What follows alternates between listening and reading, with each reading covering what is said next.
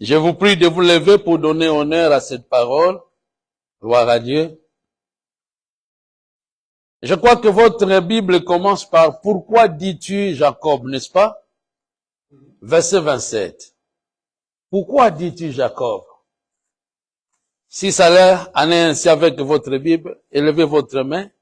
Comme ça, nous sommes à la page ensemble. Amen. Je vais lire la parole du Seigneur dans le nom de Jésus. Pourquoi dis-tu Jacob? Pourquoi dis-tu Israël? Dieu répète la même personne, mais il cite ces deux noms. Jacob et Israël. Ma destinée est cachée devant l'Éternel. Mon droit passe inaperçu devant mon Dieu. Ne le sais-tu pas? Ne l'as-tu pas appris? C'est le Dieu d'éternité, l'Éternel, qui a créé les extrémités de la terre. Il ne se fatigue. Alléluia. Dis avec moi, Dieu ne se fatigue point. Il ne se lasse. Dieu ne se lasse point. On ne peut sonder son intelligence si nous pouvons acclamer le Seigneur. Nous ne pouvons jamais sonder l'intelligence de Dieu. Le verset 29 continue. Si nous pouvons lire ensemble, vous êtes à la page, n'est-ce pas? 1, 2, 3, allons-y. Il donne de la force à celui qui est fatigué. 2, et il augmente la vigueur de celui qui tombe en défaillance. 30, les adolescents se fatiguent et se lassent. Et les jeunes hommes chancellent. 31, mais ceux qui se confient à l'Éternel renouvellent leur force. Si on peut acclamer le Seigneur pour cela. Ceux qui se confient à l'Éternel font quoi? Renouvellent leur force. Allons-y. Ils prennent le vol comme des aigles. Ils courent et ne se lassent point. Ils marchent et ne se fatiguent point. Si c'est réellement vous, alors acclamez le Seigneur. Alléluia. Et nous sommes maintenant dans Hébreux 10, verset 38 à 39. Mais c'est le verset 38 qui nous concerne très particulièrement. Hébreux 10, verset 38 et 39. Vous êtes à la page. Si vous êtes déjà là et que votre Bible commence par « Et mon juste vivra », donc vous allez aussi soulever votre main pour que je comprenne, au moins nous sommes déjà à la page. Gloire à Dieu pour ceux-là qui sont déjà rapides. Hébreux 10, verset 38. Vous y êtes? Amen. Alors nous allons lire ensemble. 1, 2, 3, let's go. Et mon juste vivra par la foi. Mais s'il se retire, mon âme ne prend pas plaisir en lui. Nous ne nous sommes pas de ceux qui se retirent pour se perdre, mais de ceux qui ont la foi pour sauver leur âme. Que le Saint de Dieu dise 3 fois Amen, Amen, Amen, Amen. Vous allez vous asseoir et nous bénissons le Seigneur à cela. Bien-aimés, quel est le sujet que j'ai choisi aujourd'hui? Le thème c'est rajeunir ou survivre. Amen. Rajeunir ou survivre. Le fait de se rajeunir, de reprendre encore la même force que vous aviez auparavant. Alléluia. Rajeunir ou survivre. Comment? Par la foi ou l'espérance. Donc le thème continue. Rajeunir ou survivre par la foi ou l'espérance. Il y a 2 choses importantes auxquelles nous traitons aujourd'hui, c'est la foi et l'espérance. Amen. La foi et l'espérance sont aujourd'hui 2 choses sur lesquelles nous devons nous appuyer. Pourquoi? Ça nous permet à nous rajeunir. Bien-aimés, la foi peut vous rajeunir. Amen. Et l'espérance a aussi la capacité de vous rajeunir. L'espérance peut vous permettre à vivre comme disent les Français. L'espoir fait vivre. Amen. Alléluia. L'espoir fait vivre.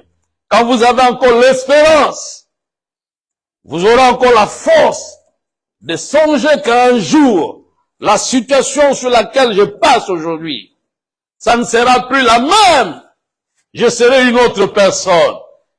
L'espérance nous rajeunit et l'espérance aussi quoi? Nous fait vivre.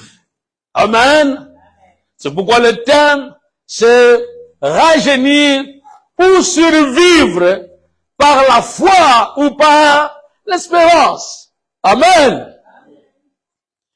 Vous savez, bien aimé, il est important que je vous donne les traits caractéristiques de ce message. Pourquoi ces sujets? Frères et sœurs, très particulièrement pour notre Église, tout au départ de cette année, quand on avait commencé 2024, je me rappelle bien la nuit du 31 décembre 2023 au 1er janvier 2024, le thème que nous avions exploité, c'était dans le livre de Jérémie. Et que l'homme de Dieu qui nous a rendu visite ici, le pasteur Kondo Akondo, je me suis demandé pourquoi il a-t-il fait le rappel. Parce que lui, il a prêché sur l'espérance aussi. Amen. Il y a de l'espérance pour ton avenir. Amen. Bien-aimés dans le Seigneur, si nous pouvons lire ce passage avec Papa Cathy, Jérémie chapitre 31, verset 17. C'est bien de commencer au verset 16 jusqu'au verset 17. Jérémie 31.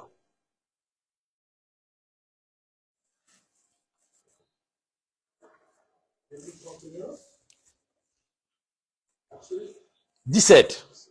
Commençons au verset 16. Ainsi parle l'Éternel. Retiens tes pleurs. Retiens tes larmes de tes yeux. Car il y aura un salaire pour tes œuvres. Dit l'Éternel. Ils reviendront du pays de l'ennemi. Il y a quoi? Répétons ensemble.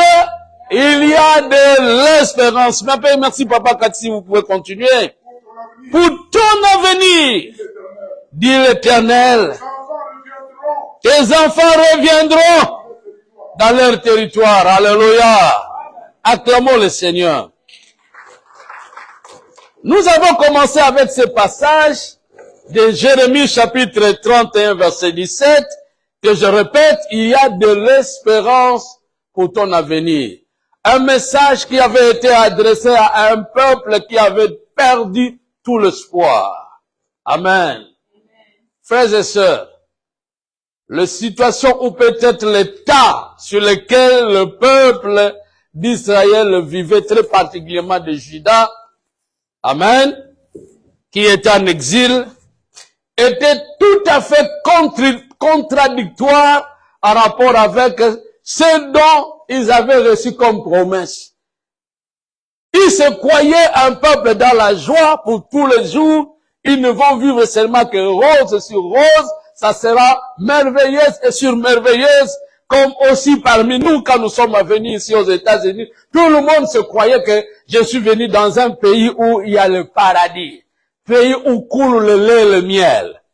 Mais en arrivant ici, je sais ce que je suis en train de vous raconter. Mes frères, pour la première fois, quand je suis arrivé, j'ai vu comment ce pays est. Je me suis dit, waouh, je crois fermement que ça sera la rose sur rose. Mais quand vous y entrez, vous restez.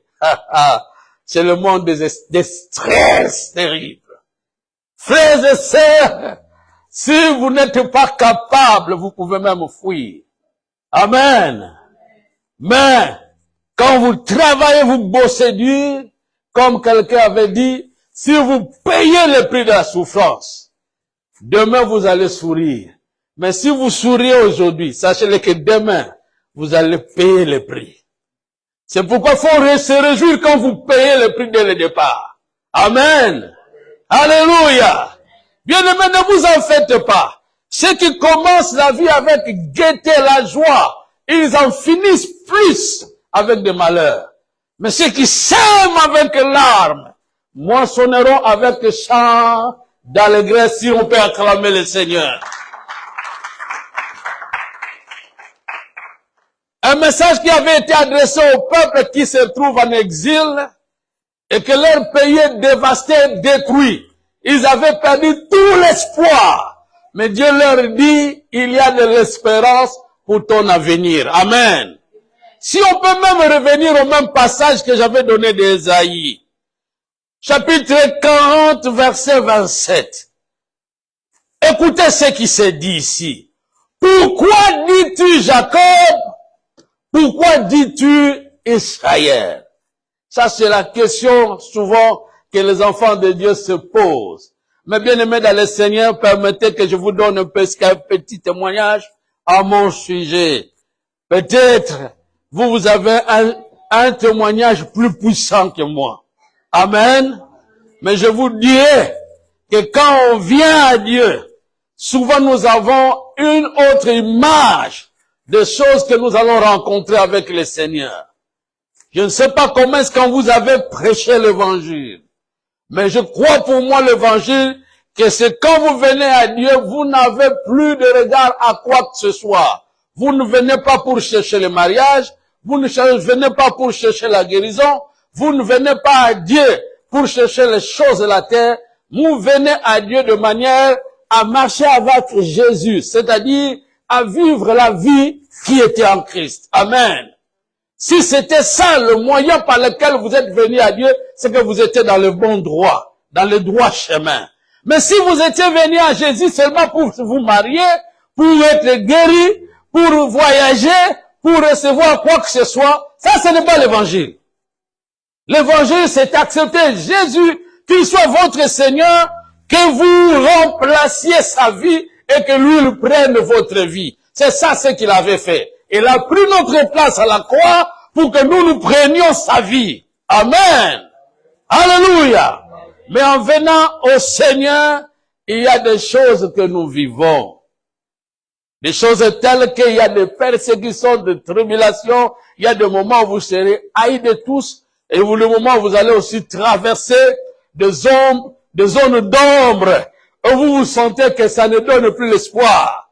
Vous n'avez plus d'espérance de la vie. Moi qui vous prêche aujourd'hui, frère, il fut des jours où j'ai passé des moments très atroces, où j'ai regardé l'avenir, je disais comme le peuple d'Israël était réprimandé ici. Qu'est-ce qu'ils disaient? Ils ont dit, ma destinée est cachée devant l'Éternel. Vous voyez ce verset? Amen. Le verset 27, ce que Jacob disait, ce que Israël disait, c'est dit le peuple de Dieu, ma destinée est cachée devant l'Éternel.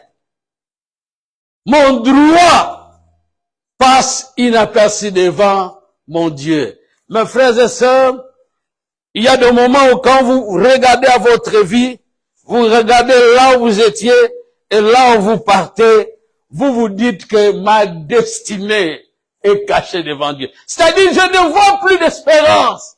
Il n'y a plus d'espérance. Mais bien aimé dans le Seigneur, souvent quand vous vous retrouvez devant une situation où vous sentez qu'il n'y a plus d'espérance, il n'y a plus de voie par laquelle vous devez être sauvé, je vous dis, c'est à ce moment-là que Dieu vient se révéler pour vous montrer qu'il est Dieu et il restera Dieu.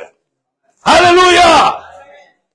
Je sais la manière dont Dieu agit. Chacun de nous a des témoignages et je vous dirai, c'est presque la même chose. Vous allez constater qu'au moment où Dieu vous a visité un jour, c'était au moment où vous vous sentez que rien ne marche. Amen. Si vous êtes d'accord avec moi, acclamez le Seigneur. Frères et sœurs, l'année 2024, quand nous l'avons commencé, c'était comme une ombre. On se disait, est-ce on peut arriver jusqu'à décembre? N'est-ce pas, frère? Et surtout qu'on apprenait ça et là des hommes qu'on perdait, les hommes qui passaient, les hommes qui nous quittaient.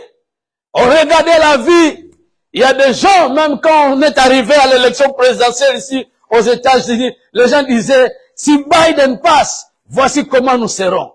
Et les autres disaient, si Donald Trump passe, voici ce que sera. Mais bien aimé, ça ne change à rien par rapport à ce qui est caché devant Dieu. Alléluia. Que le président change ou ne change pas, mais votre destinée est entre les mains du Seigneur. Ce qu'il a déclaré, c'est ce qu'il va accomplir. Amen.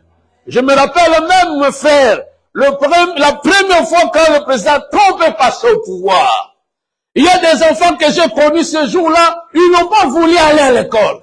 Ils ont dit que, nous allons souffrir, on ne sait pas, peut-être on va se retrouver au Canada. Mais bien aimé, c'est la même année que moi je suis devenu aussi américain. La même année où on se disait que les gens vont fuir, mais je vois ces enfants-là qui ont fui l'école, aujourd'hui sont tous des Américains. Alléluia. Donc les gens se voyaient comme si nous allons nous balader, on va nous chasser. Frères et sœurs, vous êtes un peuple de la promesse. Sur la terre de vivants, nous avons deux sortes de peuples. Il y a le peuple qui marche sans Dieu et le peuple qui marche avec Dieu qui ont la promesse. Si vous êtes d'accord avec moi, acclamez le Seigneur. Et le peuple de Dieu est appelé le peuple de l'espérance. Disons ensemble, peuple de l'espérance. L'espérance, c'est juste le fait de vivre et de ne pas voir la vie présente, mais de songer à ce que vous allez devenir. Ça, c'est l'espérance. Amen. C'est-à-dire, tout en vivant, les gens vous regardent dans votre état présent et ils sentent que c'est une confusion. Vous vivez une confusion par rapport à vos déclarations, par rapport à ce que vous dites, ce que vous serez. Mais vous le déclarez. Il y a un journaliste, je ne sais pas si vous le connaissez, c'est un Américain, Steve, je crois, qui a un peu de, de moustache. Vous le connaissez, je crois. Il a l'habitude de présenter tant bien des choses, et parfois il se donne aussi comme un juge. Vous le connaissez, n'est-ce pas? Amen. Yeah, Steve, j'ai dit c'est Steve. Frère, savez-vous que cet homme, quand il était à l'école, un jour, leur professeur leur avait demandé quel est votre, en fait, rêve, ce que vous voulez devenir. Lui, il a dit que moi, je deviendrai journaliste. Mes frères, son professeur, c'était une femme, s'est mis à se moquer de lui. D'ailleurs, toi-même, tu sais même pas parler. Tu ne parles pas. Et tu te choisis quelque chose. Tu n'arriveras jamais, ça je te l'ai dit. Donc, et lui répétait ça tous les jours. Mais bien aimé, quand il s'est donné et qu'il est devenu ce qu'il est devenu, mes frères, la toute première fois pour commencer ses actions, il invitait toujours ces professeurs-là. Pour lui montrer que tu vois ce que tu me disais et ce que je vis. Donc c'est toi qui étais dans l'erreur. Acclamons le Seigneur. Ça, c'est l'action de l'espérance, c'est-à-dire quelqu'un qui ne voyait pas l'étape qu'il vivait, mais il voyait ce qu'il va devenir. Et j'entends souvent qu'il déclare aussi des choses qui sont positives. Et je l'ai vu même dans le milieu chrétien, je ne sais même pas s'il est chrétien. Il rend témoignage de ce qu'il est devenu. Mais bien aimé dans le Seigneur, l'espérance, c'est ça. C'est la vie du peuple de Dieu. Vous vivez dans un état présent, mais au moins, vous savez que ce que vous êtes, ce n'est pas ce que vous serez. C'est-à-dire, vous voyez déjà ce qu'un jour je deviendrai. Amen. C'est différent de la foi, que la foi, vous croyez à ce que Dieu peut faire de sa vie, de votre vie, qu'il est capable de vous accorder quoi que ce soit. Vous ne savez même pas qu'est-ce que vous allez devenir, mais au moins, vous croyez vous croyez à ce que Dieu peut faire dans votre vie. Tandis que l'espérance, c'est déjà que ce que j'ai, ce que je serai, c'est ça. En quelque sorte, c'est quelqu'un qui voit déjà sa destinée. Il connaît déjà là où il sera. Il connaît déjà ce qu'il deviendra. Alléluia! Bien aimé, on avait commencé cette année, personne ne savait ce qu'on est devenu. Mais je vous dis, mes frères et sœurs, Dieu dans sa parole a toujours dit à son peuple d'être un peuple d'espérance. Il faut toujours espérer. Même ceux qui pleuraient. Je me rappelle de Paul qui s'adressait aux chrétiens de Thessalonique. Il leur dit, frères, quant à nos frères qui dorment, c'est-à-dire à nos frères qui meurent, il leur dit, je ne veux pas que quand vous pleurez comme si vous n'êtes pas un peuple d'espérance. Nous devons espérer parce que nos frères qui nous quittent, un jour nous allons nous rencontrer avec eux. C'est pourquoi en pleurant, il ne faut pas pleurer avec tous les désespoirs, mais pleurer avec espérance. Disons ensemble espérance. Bien-aimé, si un jour, parce que je ne dis pas que je quitterai aujourd'hui, non frère, moi je vais dire au nom de Jésus. Amen. Mais si un jour que je quitte, mes frères, ne pleurez pas. Ne pleurez pas. J'annonce déjà, mes frères, que si quelqu'un marche avec Dieu et qu'il meurt, ne pleurez pas trop. Mais faites de votre mieux qu'un jour vous allez aussi le rencontrer là où il est parti. Comme Jésus était mort, il est ressuscité, il a dit, je m'en vais vous préparer des places. Le jour où Pierre ou Paul mourrait, mes frères, il mourait avec espérance. Et même Philippe, pas Philippe, excusez-moi, Étienne, quand il a été lapidé, la Bible dit, il leva ses yeux vers le haut et il a vu Jésus. Debout à la gloire du Père. Pendant qu'on le lapidait, mais il a dit, pardonne-leur, parce qu'il a déjà vu la gloire. Frères et sœurs, nous sommes un peuple d'espérance, c'est-à-dire un peuple tout en vivant sur la terre, ne croit jamais à une confusion quelconque dans sa vie pour le futur. Donc pour sa destinée, il ne s'inquiète en aucune chose. Il croit que sa destinée est meilleure. Amen. Comme déclarent les Écritures, que je connais le projet que j'ai formé sur vous, projet de paix et non de malheur, afin de quoi? De vous donner de l'espérance et de l'avenir. Amen. Alors je vais respecter mon message pour vous donner 3 exemples dans la Bible, parce que si je ne respecte même pas la règle de l'enseignement, mais au moins je respecte la règle de vous donner le message que Dieu a voulu que je puisse vous donner. Amen. Alors il y a 3 personnes que je m'en vais vous donner, auxquelles je vais atterrir. La toute première personne, ça sera Abraham, bien sûr avec sa femme. Disons Abraham et Sarah. Vous allez trouver qu'Abraham et Sarah, qu'il y a eu une forme de rajeunissement. C'est rajeunir, c'est revenir à la force d'avant. La Bible dit que quand les 3 personnes sont passées dans la maison d'Abraham et qu'Abraham les a accueillis, et alors, une personne d'entrée a proclamé la parole. L'année suivante, Sarah aura un fils. Amen. Combien de temps que dure l'enfant dans la grossesse? Amen. Mais l'ange dit l'année qui vient. Sarah ne sera pas en grossesse, mais Sarah aura un fils. Amen. Mais bien aimé, la Bible dit Sarah s'est vue. Là, nous sommes dans Genèse, que nous n'allons pas lire. Genèse chapitre 18. Amen. Genèse 18. Veuillez écrire. Versets 11 à 12. Abraham et Sarah étaient vieux, avancés en âge, et Sarah ne pouvait plus espérer avoir des enfants. Elle ne pouvait plus faire quoi? Espérer. Amen. Le verset 12 dit, elle rit en elle-même en disant, maintenant que je suis vieille, aurais-je encore quoi? Cela veut dire que tous les désirs pour être avec un mari, avec un époux, Sarah n'en avait plus. 90 ans. Amen. Demandez aux vieux, aux vieillards. Ils savent. 90 ans. Le désir d'être avec un mari n'était plus. Et Sarah dit, aurais-je encore des désirs? Et mon mari est comment? Vieux. Amen. Mais dites avec moi, comment cela s'est passé? Dieu avait rajeuni Abraham et Sarah. Amen. Parce qu'une femme de 90 ans qui se présente à la maternité Mais maman, quand on a bino moko, et ça n'a pas si moussousso, mes frères, à ça pour si 45 ans, 47 ans. Tant que on a joué à Nazemoko, nous maman, on l'embêtait. On l'embêtait, maman. Mais mes bien-aimés, une mère d'homme de 90 ans qui se présente avec une grossesse. Les gens vont se dire, ah, laissez ça.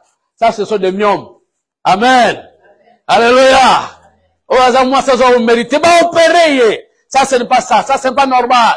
Mais bien aimé, parce qu'ils avaient de l'espérance. Ils avaient mis foi en Dieu. Ils ont cru. Ça, c'est la foi. Parce que la foi, c'est le fait de croire que Dieu existe et que Dieu est capable de tout. Amen. Bien aimé, Dieu est capable de tout. Dieu est capable, avant la fin de cette année, de vous surprendre. D'une action quelconque que vous n'avez jamais pensé, il vous surprend. Si quelqu'un le croit, dit plus fort, amen. Alléluia. Et quand vous avez, frères et sœurs, la foi en Dieu, il peut vous renouveler. Il peut vous renouveler la force, vous rajeunir. Et je l'ai dit clairement que Dieu avait rajeuni les matrices de maman Sarah. Si quelqu'un croit avec moi qu'il acclame très fort le Seigneur. Dépassant largement la ménopause, mais Dieu les a visités parce que Dieu les avait rajeunis à cause de leur foi. Mon frère, ma sœur, garde la foi. Conserve l'espérance. Ça va vous rajeunir plutôt. Ça va vous réformer. Ça va vous restaurer. Amen. Deuxième exemple, avant que je m'atterris. Nous sommes avec Caleb. Disons ensemble Caleb. Caleb dans Josué chapitre 14. Versets 6 à 11. Caleb, Josué chapitre 14, versets 6 à 11. À cause du temps, je me réserve, nous lisons seulement versets 10 à 11. Caleb. Josué 14, verset 10 à 11 dit ceci. Maintenant voici, l'Éternel m'a fait vivre, comme il a dit. Il y a 45 ans. Waouh! Que l'Éternel avait parlé ainsi à Moïse, lorsqu'Israël marchait dans le désert, et maintenant, je suis âgé d'aujourd'hui de combien? Âgé de combien? Wow! Si nous pouvons lire ensemble le verset 11. 1, 2, 3, allons-y. Je suis encore vigoureux comme au jour où Moïse m'envoya. J'ai autant de force que j'en avais alors, soit pour combattre, soit pour sortir. Alléluia. Soit pour sortir, pour entrer en quelque sorte, c'est-à-dire pour avoir la victoire. Vous me verrez partir en guerre et revenir vivant, c'est-à-dire je sortirai toujours vainqueur. Acclamons le Seigneur. Ça, c'est le rajeunissement par l'espérance ou même par la foi. Quelqu'un qui avait 40 ans quand Dieu lui avait promis. Amen. Il y a des gens, quand Dieu lui avait promis, il avait peut-être 12 ans. Et aujourd'hui, il a 25 ans. Elle a peut-être 30 ans. Elle s'est dit, mais Dieu, par rapport à ce qu'il m'a dit, et ce que je vois, je suis dans la confusion. Frère, Dieu ne tient pas compte des temps. Il y a des gens qui voient Dieu selon les années. Oh mes frères, nous sommes maintenant en 2025, donc regardez à votre âge, sachez que si les promesses de Dieu ne s'accomplissent pas, alors cherchez-vous des solutions. Frère, Dieu ne tient pas compte des âges. Alléluia! Pardon, je vous en supplie. Ne regardez pas votre âge, mais regardez à ce dont le Seigneur vous a dit. C'est pourquoi la dernière personne que nous allons étudier, pour ne pas perdre de temps, nous sommes avec Siméon, pour que je puisse parler et de Caleb et de Siméon. Amen. Pour atterrir, nous sommes dans Luc chapitre 2, avec Siméon. Disons ensemble Siméon. Luc chapitre 2, nous commençons au verset 25. La Bible dit ceci. Luc 2, 25. Et voici, il y avait à Jérusalem un homme appelé Siméon. Cet homme était juste pied, il attendait la consolation d'Israël, c'est-à-dire il avait l'espérance qu'un jour je verrai le salut de Dieu. Vous savez, il y a des gens, surtout que nous qui sommes dans la plupart venus du Congo démocratique, nous avons de l'espérance. Vous savez, un jour, je voyais toujours les gens de l'UDPS qui avaient ces signes. Et ils disaient toujours que Vivra, vivra. Je sais pas, c'est UDPS vivra. Moi, je me disais, mais avec ces signes, qu'est-ce que cela veut dire? Tout le temps que nous avons passé, mes frères. Alléluia. Mais les gens là, montaient toujours le deux doigts. Frères, je vous dis, quand vous avez l'espérance, il ne faut jamais baisser les mains. Il faut conserver votre espérance. Même si les gens vous calomnient, s'attaquent à votre vie, cherchent à vous battre, à vous renverser. Il y a même des gens qui se lèvent comme le frère de Joseph pour dire que nous allons l'exterminer et voir où est-ce que l'accomplissement de ces rêves vont s'accomplir. Le jour va commencer à régner. Ils ont tout fait jusqu'à faire disparaître Joseph. Mais ils ne savaient pas que Dieu était avec Joseph. C'est pourquoi je déclare que le Seigneur soit toujours avec vous. Alléluia.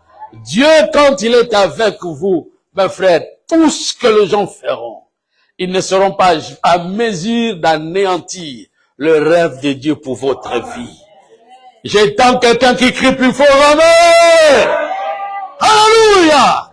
C'est pourquoi rajeunissez-vous toujours. Je viens de totaliser 59 ans. Là où je travaille, quand j'ai donné mon âge, les gens se disaient, mais, you not look like. Alléluia. Parce que quand moi je bosse et je travaille, donc je me dis même, cette force-là, où est-ce que je l'ai? J'ai toujours dit à Dieu, Seigneur, donne-moi la force de Samson. Amen. Alléluia. Acclamons très fort le Seigneur.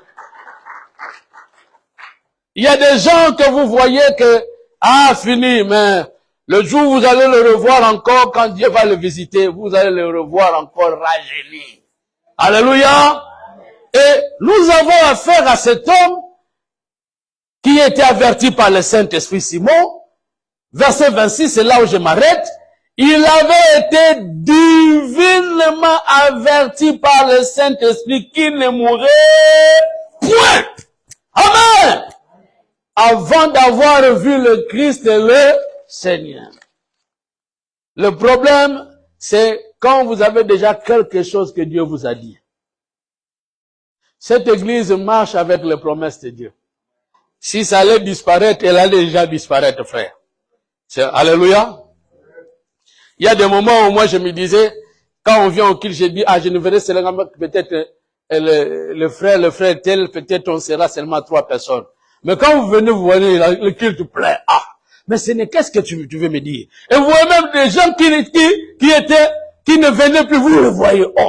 Mais ils vous surprennent, vous sentez que, mais, ce n'est que toi tu connais cette église.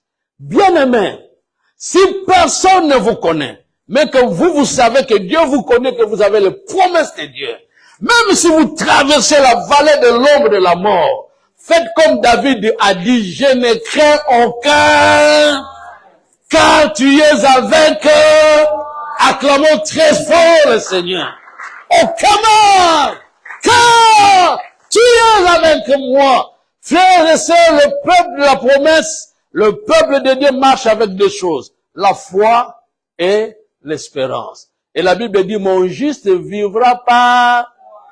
Vivre, c'est question de manger, s'endormir, se réveiller, marcher, voyer le jour. C'est-à-dire tout ce que vous faites dans votre vie, que cela cadre avec la foi. C'est-à-dire, marche avec l'espoir que il y a quelque chose que Dieu va faire et ça va me surprendre. Parce que vous êtes un peuple de la promesse. Amen. Voyez un vieux, tout le monde se disait qu'il va mourir, c'est Siméon. Il avait déjà dépassé l'âge, fatigué. Il arrivait d'un moment où, si je vous donne un exemple, il tombe syncope, les gens se disent que mais, cet homme-ci va mourir bientôt, mais vous allez voir l'homme se réveiller et dire que non, je n'ai pas encore vu le Messie. Dieu m'a dit, je verrai le Messie. Amen. Pas même un sacrificateur. Le jour où on a mené Christ au temple, Dieu l'a averti, il a dit, on vient d'amener cet enfant, vas-y. Mes frères, il vient vite. Au lieu qu'on présente Jésus chez un sacrificateur, non. C'est lui qui s'est précipité, il a dit, c'est cet enfant-ci. Il a appelé Jésus. Il a dit, Seigneur, maintenant que mes yeux ont vu. Mon frère, ma sœur, quand vous croyez en Dieu, vous espérez en Dieu, comme nous avons lu Esaïe, que celui qui se confie à l'Éternel renouvelle sa force. C'est-à-dire le rajeunissement est là. Vous ne mourrez pas. On verra des gens de votre âge, marche avec des cannes, mais vous marchez toujours avec les deux pieds. Acclamons le Seigneur. Alléluia. Vous verrez votre troisième, votre quatrième génération. J'attends quelqu'un qui crie plus fort, gloire au Seigneur. Alléluia. Alléluia. Bien-aimé, personne n'arrêtera votre mariage. Je me rappelle quand on priait même pour notre mariage, nous avons préparé notre mariage comme si on préparait une campagne d'évangélisation. Veillez, surveillez, jeûne prière. Et moi, je crois fermement que Dieu nous avait bénis et sa bénédiction ne s'est pas encore arrêtée. Ça continuera jusqu'à 1000e génération. D'éternité en éternité. Amen. Et frères, en priant, nous avons vu la gloire de Dieu. Frère, c'est pour la première fois que moi-même j'ai expérimenté qu'on est allé donner des choses de la dot. Tout ce qu'on avait demandé, on a donné ça. Et après avoir tout donné, il y avait des surprises. Nous sommes rentrés avec d'autres choses. Et pourtant, monsieur d'asseoir que balo yokono, botika nyongabwe, botika, biso botika la nyongote. De biso du bureau que les kake belé, tozo ki na mususu, na ba dot. Alléluia.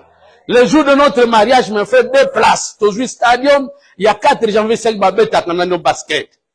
Les gens se sont assemblés, mes frères, on a bu, on a mangé, plus de 8 casiers. Il y a siké tikal babao me la souté. Baye ozong service so qui 2 so qui 3 bon.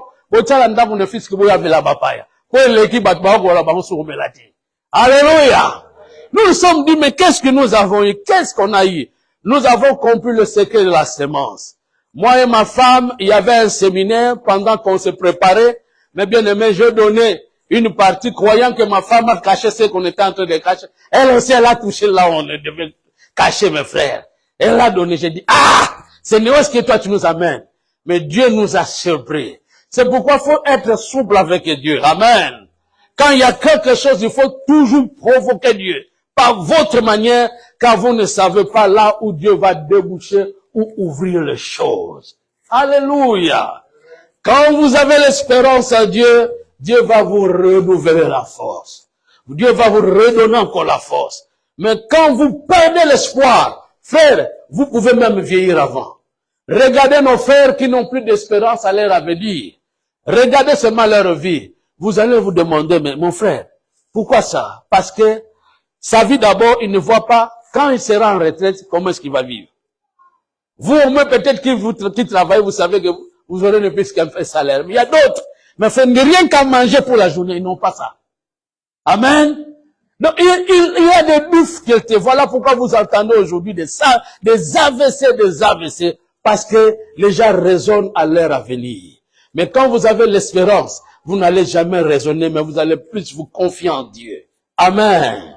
Et quand vous avez foi, vous allez vivre. Mon juste vivra par la foi. Et voilà pourquoi vous voyez notre frère Caleb, qui avait 40 ans, quand Dieu lui avait fait la promesse qu'ils vont avoir Hébron. Quand ils seront à Canaan. Mais après 45 ans, il vient auprès de Moïse, de Josué pour lui dire que j'ai encore de la force maintenant que j'ai 85 ans. Frère, donc ça repose au monde, jeune homme à 40 ans, bon, comme à 85 ans, je suis encore fort, je peux faire encore de pompage. Frère, il essaye devant vous. Alléluia. Vous allez vous dire qu'il ne faut jamais, il ne faut pas faire ça. Ils vous font faire ça. Frère, Dieu a cette capacité quand vous avez l'espérance. Permettez que je vous dise, ne regardez pas aux choses présentes. Vous êtes un peuple différent, vous marchez avec Dieu qui avait dit que je connais les projets que j'ai formés sur vous. Projet de paix et non de... Il y a la paix qui vous entend en 2025. Pas de malheur, mais le bonheur. Que Dieu bénisse sa parole, vous bénisse dans le nom de Jésus. Gloire à Dieu. Lèvons-nous pour la prière. Yahweh tobe lemi pembeni na